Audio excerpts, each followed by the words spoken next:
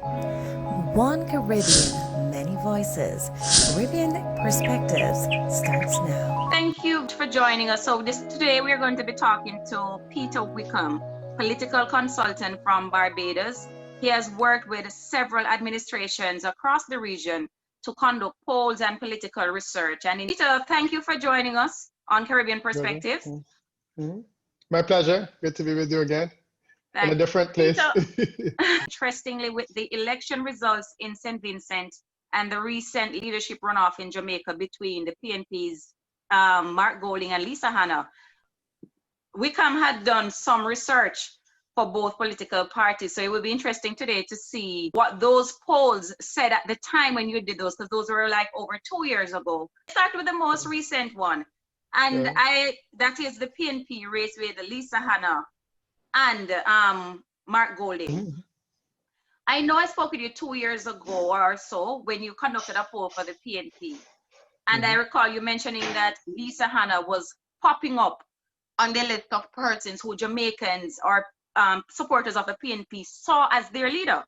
And at the Yeah. time I was saying to you, Lisa Hanna, she's not on the profile. We don't hear that Mhm. name. And you were saying, trust me. So tell me, who are the names you got when you conducted that research on behalf of the PNP 2 years ago? Yeah.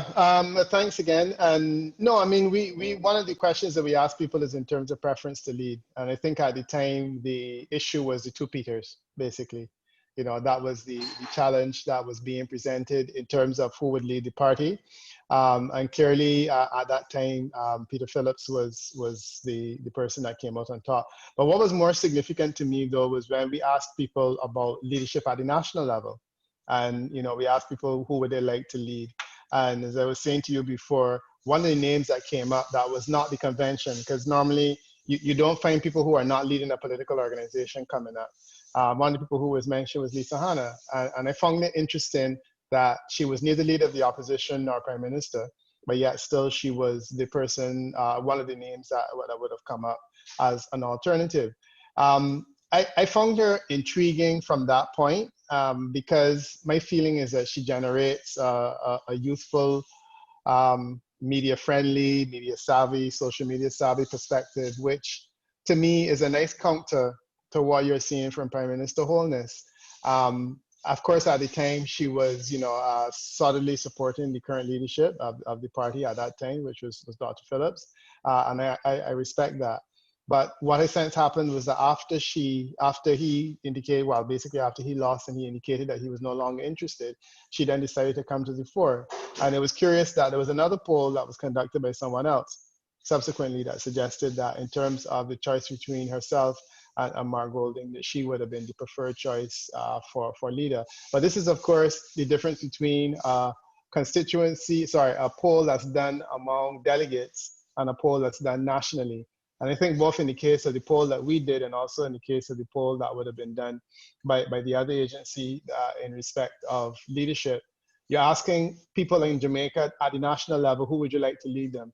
But that's not always consistent with the persons that the delegates will prefer. And clearly in this instance, the delegates prefer Mark Golding. I personally would have thought it would have been better otherwise, but ultimately I'm assuming the delegates know something that I don't. Interesting that you said that because Lisa Hanna was leading, I think Mm, up to a few days before the poll. mm, She was leading by a very large margin, and then that margin shrunk as the election mm, date approaches. But I want to go back to when you said that people wanted to vote for her because she was trendy and in the social media. I know mm. that historically in the Caribbean, we wanted our prime ministers, and Devon, you can tell me if I'm wrong. We like when our prime ministers are academic, older, Mhm. and well spoken, not necessarily trendy. But I found that that trend shifted when Barack Obama was elected in '08. Mhm. Now that we're seeing, do you find that that had any impact from your perspective, Mr. Wickham, that Right. the Mhm. Barack Obama caused that trend to trickle into the Caribbean? I would say Obama was part of it, but I think it is bigger than that. And your leadership journey in Jamaica has been interesting because there was a time when Jamaicans preferred leaders that were either red or white. So there was a time when skin color was the determining factor, and you had the Manly Siaga era in which that was the conversation. PJ Patterson pops up, and I remember well when I was on campus, one of the conversations among Jamaicans was whether or not Jamaicans would rally behind somebody who looks like them, because there was almost this Jesus concept that said, if you're going to be led, you have to be led by a person that doesn't look like you, because if the person looks too much like you, it's a problem. PJ Patterson won. He was easily one of the most outstanding leaders, and I think he did well. So in a sense, he redefined the conversation. And PJ Patterson was, he was definitely not what the other leaders looked like in terms of his race. I think that from that point onward, the conversation moved, because then we had a question as to whether or not the first, what you could say, non-academic leader, which would be Portia Simpson Miller, whose popularity came from another location, and it wasn't about academic degrees and whatnot. She beat out some of the better academically qualified people within the party to be able to take the top spot. So to me, she also redefined the whole idea of leadership and popularity in that context. The challenge, however, is that Lisa did not, that Portia Simpson Miller did not do well. She struggled, and I think that she struggled on more than one occasion. And the decision was taken, after she won the last election, and then she stepped down, and she went to the other one and lost, that they would go in a different direction and she would retire. And I thought that was well and truly the case. So I've seen an evolving conversation regarding leadership. I do feel, though, that when you introduce Prime Minister Holness into the picture, more so than Barack Obama, I think that he has taken leadership in Jamaica now in a different direction. And the whole concept of media savviness, the whole concept of social media savviness, I think has entered the conversation. I think it's convenient that it has happened around the time that Obama, who was a stick, came in, where we always remember one of the main reasons why your former prime minister was comfortable with Holness in the first place was that he felt that within the concept of the JLP, he was one of the younger people, and he felt that that leadership at that time was being defined in terms of usefulness. And Obama was one of the people that he mentioned. So I think it is really a convenient location of several people, but my feeling is that Holness has more to do with this shift than Obama. And maybe Holness owes his life in politics as leadership to Obama in the first place.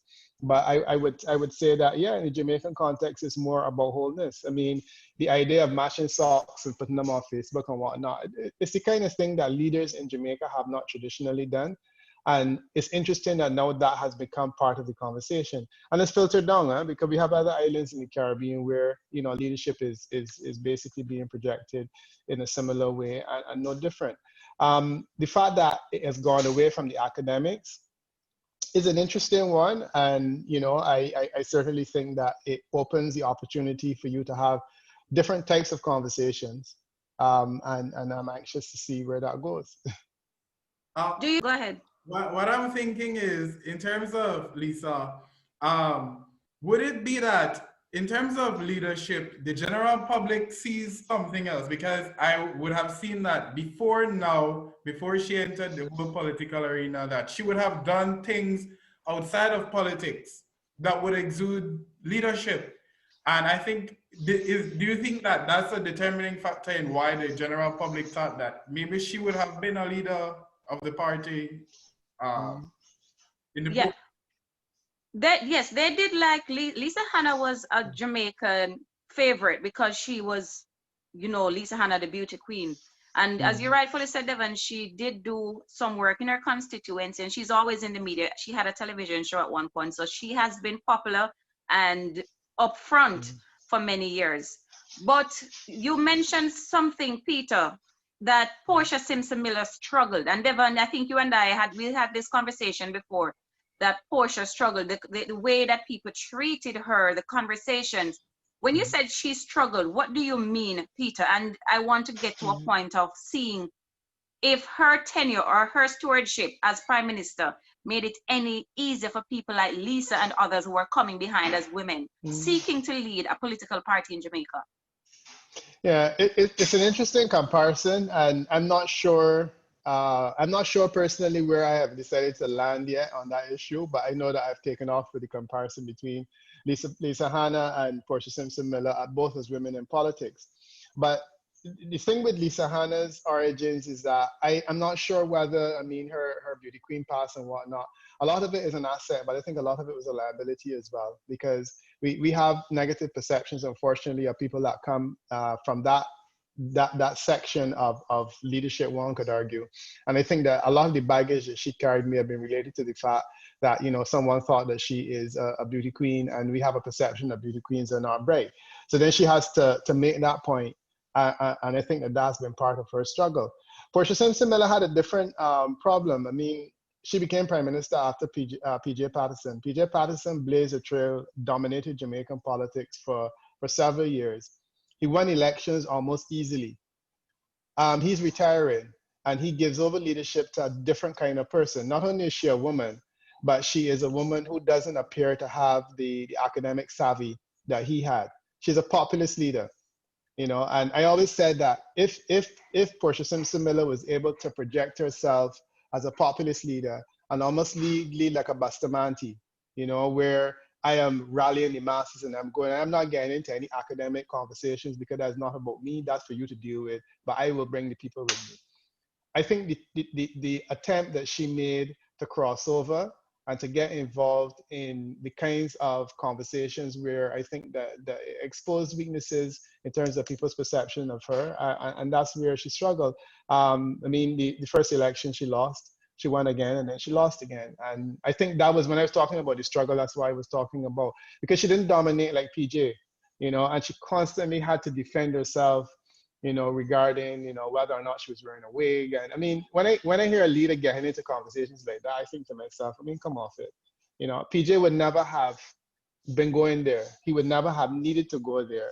And she was really taken in all kinds of directions that were particularly unfortunate. And yeah, I would say that she struggled in that regard. And then politically, I mean, she wasn't a dominant force like PJ.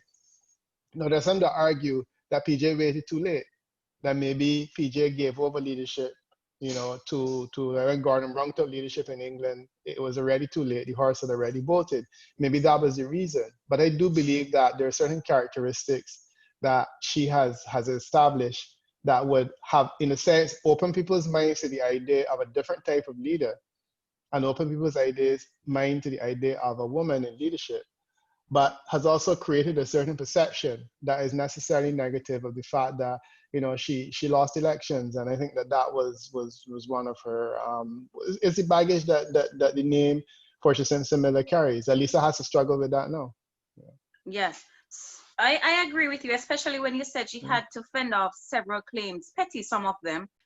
How much of that do you think was rooted, if any at all, in sexism? A lot of it. I mean, that's something that is fairly clear to me. You know, one of the studies that I did, and I did Jamaica as well. It was in 2015. So she had already moved on from being prime minister across the region. And one of the questions we ask people is, what does your ideal representative look like? And, you know, unsurprisingly, for the vast majority of people, the ideal representative was a man. Jamaica was included in that study. So was Barbados. Part of the reason that people prefer males is because they believe that males deal with them more easily in the things that they want to have dealt with. And I mean, that's a separate conversation that we could have. But I do feel that it is a sexist world in politics. And as much as women have made significant advancements in the Caribbean, they're still dealing with a lot of negative perception. A man never has to defend the way that he wears his hair. A man never has to defend whether he colors his hair. He never has to defend whether he wears a wig, whether he, you know, none of these issues. You know, we don't really have conversations about President Trump's hair, which we probably should. But we had conversations about Portia Simpson Miller's hair, and I think it is unfortunate, but it's a reflection of a sexism. When we come to dress and demeanor, you know, a man can wear, Barack Obama said, I wear blue and black suits for an entire 8 years as president of the United States. The one day he wore a tan suit, it caused a national scandal, right? But he wore blue and black suits. A woman doesn't have that luxury because if she presents herself in a way that is too flamboyant like Lisa Hanna, then that's a conversation. If she presents herself in pantsuits like Hillary Clinton, then that's another conversation. If she presents herself like Chancellor Merkel, a different conversation that we're having. And sadly, we have conversations about women in leadership that surround things like the fact that she wears pantsuits that look the same. She always looks dowdy in terms of her dress. You know, currently Prime Minister Motley, if she's seen in public with a handbag, it's like, oh, she's taking a handbag today. What's up with that? You know, that's the kind of thing that I think is unfortunate, and I'm happy that that you raised it as a consideration where there's this inherent sexism that we in the Caribbean have to get past, but we are getting there. We're struggling with it. A lot of the criticism we saw in Jamaica, and Devon, as again you would be aware, was that Portia wasn't bright enough, like you've said. She's not rich. How do you compare that to what is happening in Barbados with Mia Motley? Is she getting the same criticism, or is she seen as a stronger leader? Because from my perspective as a Jamaican, I find her to be a very strong leader. I find that the criticism about, there was some criticism about her education, but she is an educated woman. Do you find that Barbadians or persons in the region are just as opposed to her leadership as some persons are opposed to Portia Simpson-Miller's leadership? Yeah, I mean, she's an interesting example. And as you said, she has had questions being raised, but the questions being raised about her had more to do with the fact that she was practicing law, she was a practicing lawyer, and she didn't have a legal education certificate, which essentially went to questions of privilege. Why can't she, have, why does she get to practice law without an LEC? When others don't. I mean, the reality is that there are several lawyers across the Caribbean that are reflective of an era in which you could practice law without one. She just happens to be one of them. But the question with her, a lot of it had to do with privilege. And I think that that's the thing that she has struggled with. She struggled with the fact that she was born into a wealthy family. She was born into a political family. Her grandfather was mayor of Bridgetown. And, whether she carries a lot of that baggage with her. But she certainly is a very different, it's a very different conversation in Barbados about her. And a lot of it has to do with what she's coming up against. She struggled a lot within her party, and she was essentially held back a lot by her former prime minister.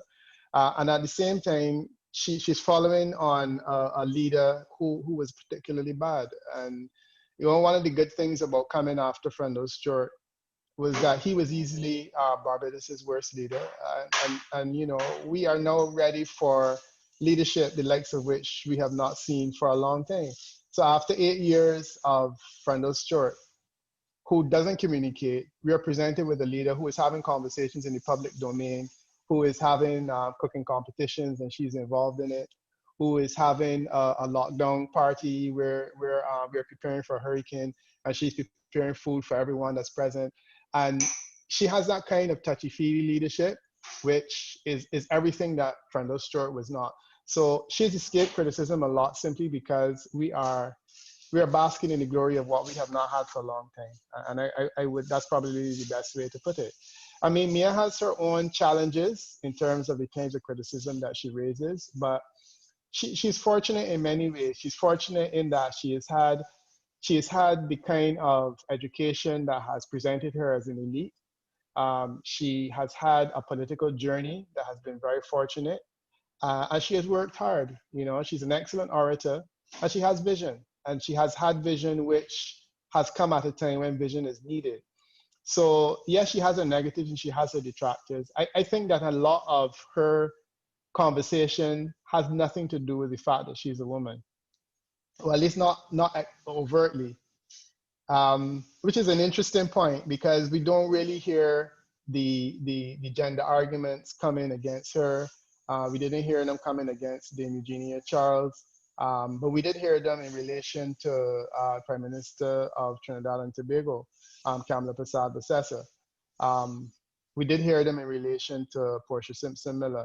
But I would say that she has not had a lot of those kinds of challenges. I don't think that, it's not that people don't realize that she's a woman, they do. It's just that when they think of her, there are other negatives that they are anxious to identify as opposed to going after those things.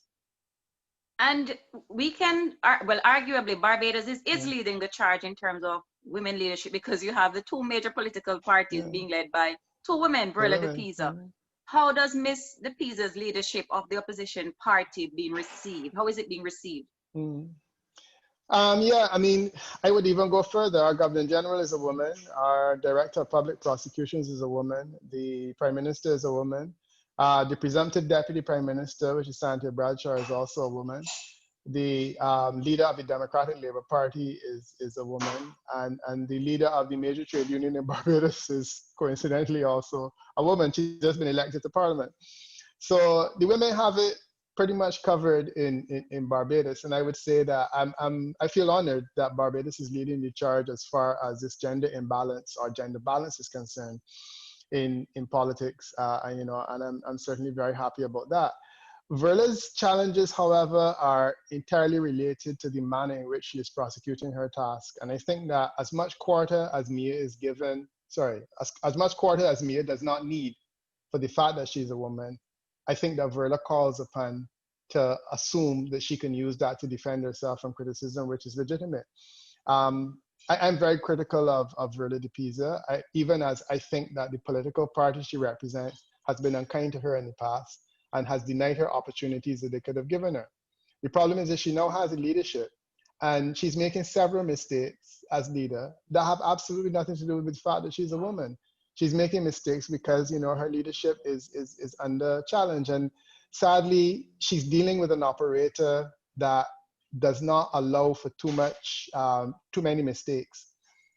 So if she were making mistakes, the likes of which she's making with a different type of leader, it would be different. But she's coming up against Prime Minister Motley, and sadly, two women coming up against each other. People are expecting Verla de Pisa to be of similar quality in terms of her leadership as Prime Minister Motley, and she's found wanting.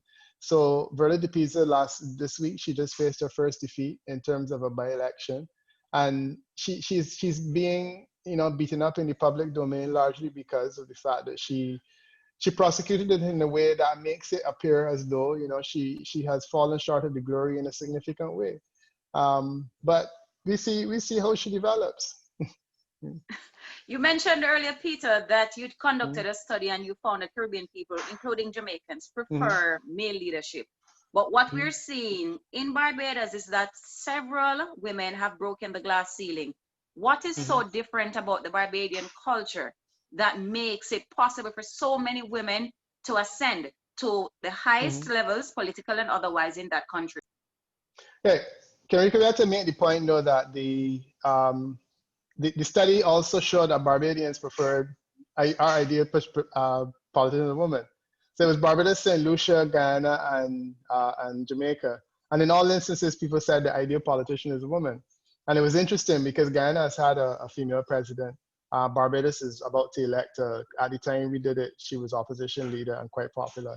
And Jamaica has had, St. Lucia hasn't. At the time, St. Lucia's leader of the opposition was a woman. She didn't succeed to become prime minister, but so it goes. So I don't know that Barbados is any different in terms of the perceptions, but a big part of it is how people feel that women operate in relation to them. And I'll give you a good example taken from Guyana. Generally, when people are asking politicians for things, and a lady there told me this story about the fact that she was asking she is a lady who sells, juices, natural juices. And she was asking for assistance in terms of buying an appliance to make juices, a blender, right? So she goes to the representative, which happened to be a man in this instance, and said, can she have some assistance? And he, because of his party's philosophy, he said, well, here's a form, complete it, get someone to do a business plan, we'll process it, and we'll see if we can lend you the money. And she was making the point that, the other party, if she makes a request like that, they would just give her 150 US and tell her go and buy a blender. Case closed. What we found in our study was that people's expectations was that men operate in that way, where you make a request of a man, he gives you a direct assistance. While when you make a request of women, they usually give you a form. So, you run out of gas on a Sunday, you're cooking and you need to buy gas and you have no money. You call a male representative and he says, no problem, here's $50, buy a bottle of gas and put some beers in the fridge for the husband. You call the woman and she says, well, we have to deal with this problem. What we need to do is we need to get you on welfare so that you have a regular supply of gas delivered and whatnot. That simple example tells you a lot about how I think Caribbean people see men. And people find that as representative men are easier to deal with because they don't really get into a lot of these long-term developmental issues that, quite frankly, a lot of people don't really care about. You know, I just want some gas to finish my cooking. Yeah, the Caribbean people just want to eat the fish, but the Caribbean woman will say, go fishing and teach you Right, to you fish. teach you how to fish, precisely. That was Yeah, probably the but easier they way just to want put the it. fish. I don't need That's to learn right. the skill or the art Yeah, of maybe fishing. I'm only the trala about learning to fish. That's not for me. I don't want to fish. So that's My. part of the challenge. The other thing is that with the way that women have been pitched, Caribbean ways, where a woman in a cabinet invariably is Minister of Women's Affairs. The experience in Barbados was really very different. When the first woman entered cabinet in Barbados, which is back as Billy Miller, she entered back in the 1970s. She was made Minister of Health, and the Minister of Women's Affairs was actually a man, right, which is Henry Ford. He was Attorney General and Minister of Women's Affairs, which is interesting because he gave Billy Miller the hard task of dealing with health, which is a concrete issue. And he gave what you would call the soft thing of dealing with gender to a man, and he piloted it. He did well because he introduced some fairly successful initiatives on behalf of women. The next phase would have been when the trio, which was Mia Motley, Billy Miller, and Liz Thompson, when they went into Ornance's cabinet. Billy went in as foreign minister, Mia went in as minister of education, and Liz went in as minister of health. I don't even remember who dealt with gender, but gender was hived off somewhere as part of someone else's ministry.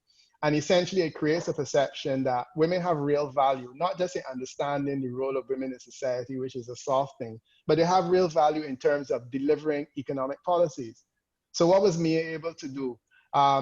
She was responsible for school feeding. So as a result, there were a whole lot of women that she empowered working in the school feeding program, working as maids and cooks and whatnot. And these are ordinary women who are not well qualified, you know, and working in that way. She was able to pull a lot of those into the Ministry of Education and give them permanent jobs working in the school meals department.